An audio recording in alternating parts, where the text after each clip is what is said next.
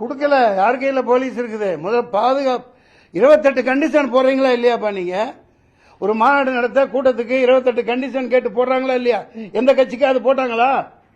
எந்த கட்சிக்காவது போட்டாங்களா இது வரைக்கும்? அதே மாதிரி 28,000 போலீஸ் 2,000 போலீஸ் அங்க நிக்கணும்ல. அதே முட்டுச்சந்தையில கொடுத்துருக்கீங்க.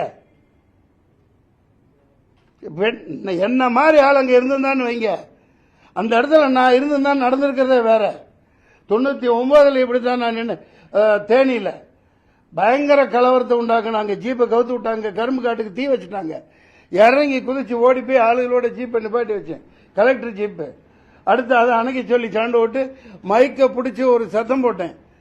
நடக்கிறது வேற. என்ன போலீஸ் எங்க இருந்து வந்தானு என்னன்னு தெரியல, கட்டுக்குள்ள கொண்டாந்தாங்க.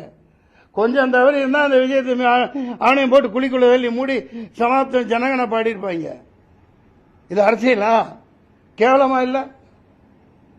அயோக்கியத்தன அரசியல் பண்ணிட்டு இருக்காங்க, ஏமாத்திட்டு இருக்கீங்க.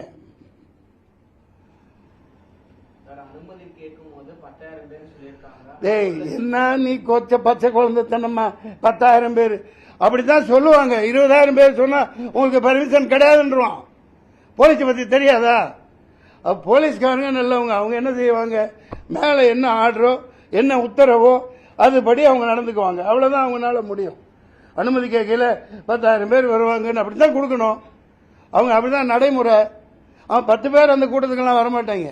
எல்லாம் பிரியாணி போட்டணும், சாராயம் 100 ரூபாய் 200 ரூபாய் காசு, இதை கூப்பிட்டு கூட்டம் போடுவான். அவனுக்கு பொட்டல் வெளியில நல்லா 10 கிலோமீட்டர்ல இடம் கொடுப்பீங்க. 4 லட்சம் பேர் கூடுறான்னு தெரியுது இல்லையா? அப்படியே முட்டுச்சந்துக்குள்ள அனுப்புறீங்க. பயங்கரமா பள்ளந்து வண்டி வச்சுட்டு 500 குண்டர்களுக்கு மேல பயங்கரமான ரவுடிகளை எத்தனை கத்தி குத்து பண்ணான்னு தெரியல. நான் சொல்லல, இந்த மக்கள் சொல்லிட்டு இருக்காங்க, வந்துட்டு இருக்கு. பாத்தீங்களா இல்லையா? பயங்கரமான ரவுடி ராஜ்யம். எவன் எவனை உள்ள அன்னைக்கே உடனே போஸ்ட்மார்ட்டம் பண்ணி உடனே போச்சு முடிச்சாச்சு. ஏன்டா அப்படி வச்சிருந்தா எங்க குத்துப்பட்டிருக்கு என்னென்ன நடந்திருக்குன்னு தெரிஞ்சிடும். Shame on this politics. அப்புறம் என்ன ஒன்னே என்னையும் பார்க்க வந்தது?